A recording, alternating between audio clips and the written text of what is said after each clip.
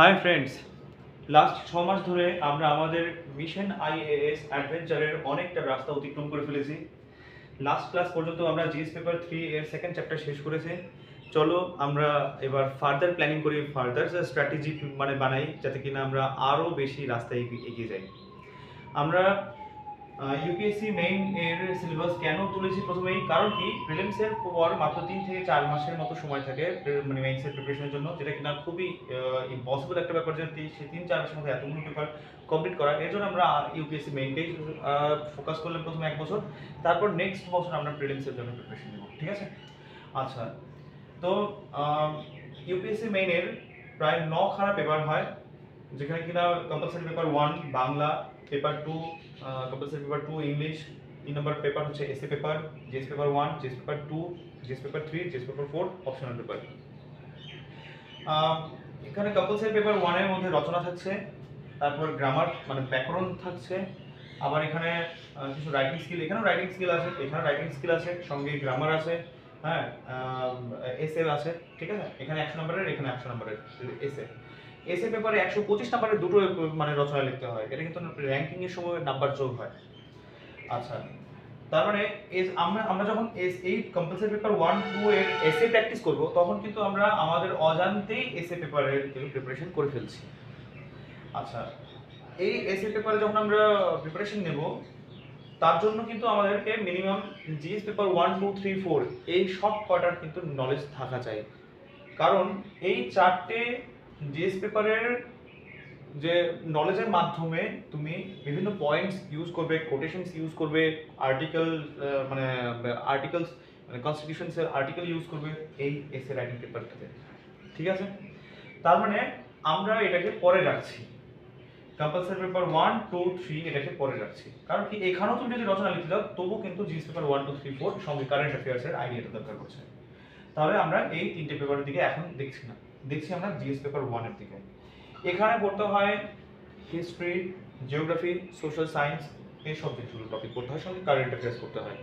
Current affairs সবগুলো পেপারেরই compulsory optional paper 1, 2 বাদ দিয়ে বাকি সবগুলোর জন্য কিন্তু কারেন্ট অ্যাফেয়ার্স একটু ক্রুশিয়াল। আর এগুলো আমরা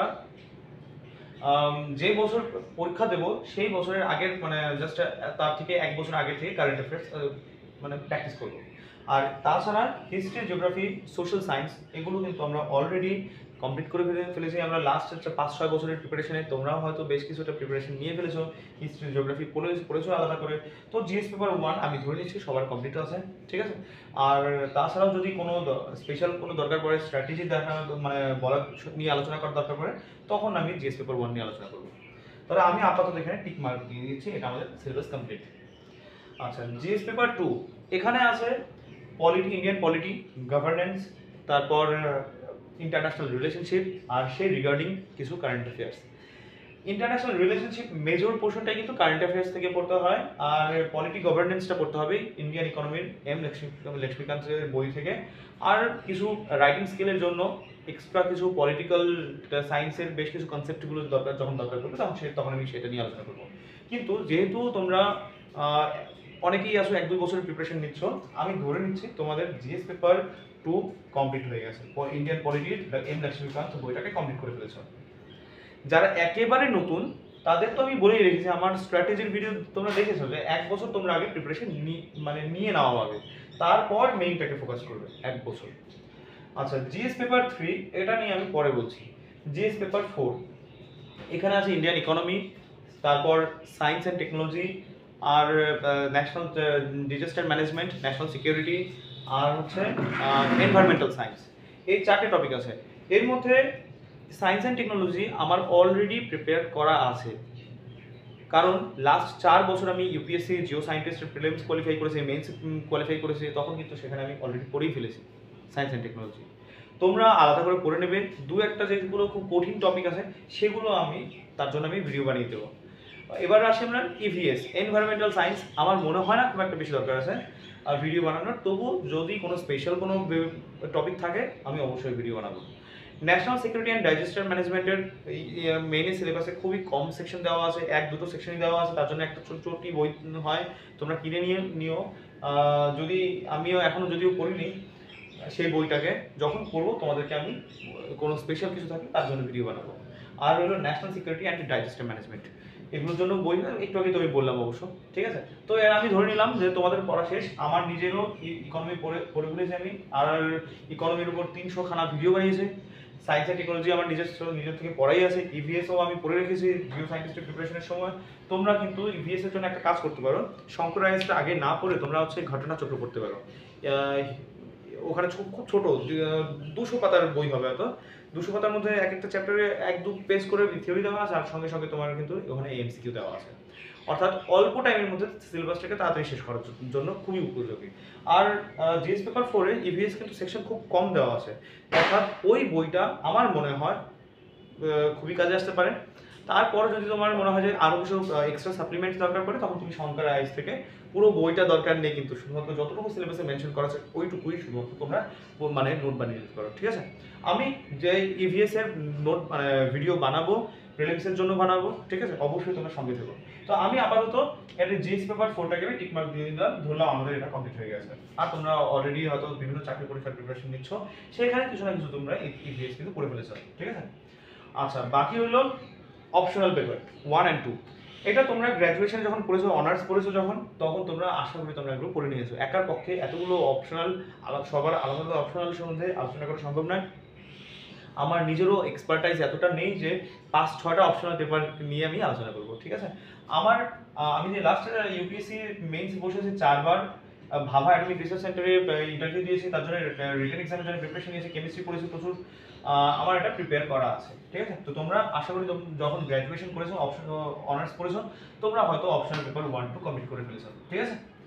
আচ্ছা, বাকি হলো জিএস পেপার 3। এই সম্বন্ধে আমি বলেছিলাম যে দুটো যে ভিডিও বানিয়েছি, এরপর আমি আর ভিডিও বানাইনি, আর বানাতেও মন চাইছে না, কারণ কি এত সহজ জিনিস। ইকোনমির জন্য 300 ভিডিও বানিয়েছি, এত কঠিন কঠিন টপিক ছিল, মজাদার টপিক ছিল, কনসেপ্টের টপিক ছিল, কিন্তু এখানে সেরকম কিছু নেই বাবা। ইন্ডিয়ান ইকোনমিকে যদি আমি 10 ভাগের 1 ভাগ করি, সেই এফর্টটা তুমি এখানে দাও, within 15 days you can complete it. আমার 22 দিন লেগেছে, মাঝখানে আমি 3-4 দিন আমার সপ্তম থেকে দশম দিন আমি পড়াশোনা করিনি, আমার 17-18 দিন লেগেছে। আমি যদি আইআইটিতে যখন পড়তাম, যে স্পিডে আমি পড়তাম সেইটা যদি আমি ইউটিলাইজ করতাম, হয়তো এটা 13-14 দিনে হয়তো কমপ্লিট হয়ে যেত। তুমি রিয়েলাইজ করতে পারবে যদি প্রথম দুটো চ্যাপ্টার কনসেপ্ট ক্লিয়ার করতে পারো, তাহলে এরপরে মনে হবে যে প্রতি দুটো চ্যাপ্টারকে আমি একদিন শেষ করতে পারবো। এতটাই সহজ জিনিস, 550 পাতার বই, তার মানে পার ডে তুমি 30 পাতা পড়লে অবশ্যই হয়ে যাবে। আর হ্যাঁ, আনসার রাইটিং এর সময় অবশ্যই তোমার স্কিল দরকার পড়বে। এখানে প্রচুর কোটেশন দেওয়া আছে, সেগুলো তো আমি মুখস্থ করে নিই, তোমরা চাইলে মুখস্থ করে নিও বেশ কিছু তোমাদের সুবিধার জন্য, আনসার রাইটিং এর সুবিধার জন্য। আর এছাড়াও তোমরা চাইলে সিনেমা বা হচ্ছে কোনো নাটক বা দৈনন্দিন জীবনের বেশ কিছু ঘটনা বা সেলিব্রিটিস আছে, তাদের লাইফস্টাইল বা তাদের হচ্ছে কাজকে তুমি মানে নোট করে রাখতে পারো, সেইটা কি তুমি আনসার রাইটিংয়ে ইউজ করতে পারো, ঠিক আছে। তো আমি এটাকে দ্য এন্ড বলে দিচ্ছি, অর্থাৎ এটা আমার শেষ হয়ে গেছে, তোমরাও শেষ করে নিও 12-13 দিনের মতোই। আমি এটার ইন্ট্রোডাক্টরি দুটো ভিডিও বানিয়েছি, দুটো চ্যাপ্টারের ভিডিও বানিয়েছি, যেগুলো দেখলে তোমাদের কনসেপ্ট ক্লিয়ার হয়ে যাবে, আর এটাকে শেষ করতে খুবই সহজ, মানে খুবই সহজ হবে, ঠিক আছে। তো আমি জিএস পেপার 3টাকে আমি টিক মার্ক দিয়ে দিলাম যে এটা আমাদের কিন্তু কমপ্লিট হয়ে গেছে, ঠিক আছে। তাহলে এবার কি করা যায়, জিএস পেপার 1, 2, 3, 4 আর অপশনাল পেপার 1-2 কমপ্লিট হয়ে গেছে। এবার আমাদের ফোকাস করার কথা কম্পালসারি পেপার 1 বাংলা। এখানে আমি একটা আলাদা ভিডিওই বানিয়েছিলাম কি কি বাংলাতে কি কি পড়তে হবে, তোমরা চাইলে সেই ভিডিওটা দেখে নাও।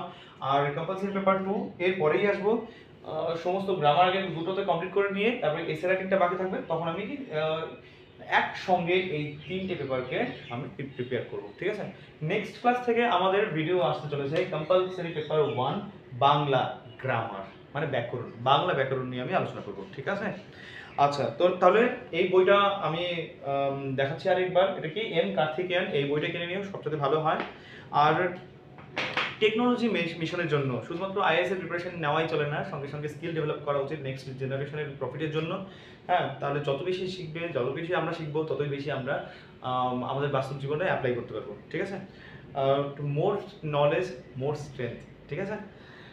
আচ্ছা, basic electrical engineering by VK Mehta and Rohit Mehta, এই বইটা খুবই ভালো, আমি পড়ে দেখেছি, অর্ধেকটা প্রায় পড়ে ফেলেছি। এসি কারেন্ট নিয়ে আছে, ডিসি কারেন্ট আছে, ক্যাপাসিটর, তারপর নেটওয়ার্ক অ্যানালিসিস, খুব সুন্দরভাবে মানে ডিসক্রাইব করা আছে, ভালো প্রচুর ডায়াগ্রাম দেওয়া আছে, দেখতেই পাচ্ছ প্রচুর সার্কিট আছে, তুমি যেগুলো কিনা সার্কিট প্র্যাকটিস করতে পারবে।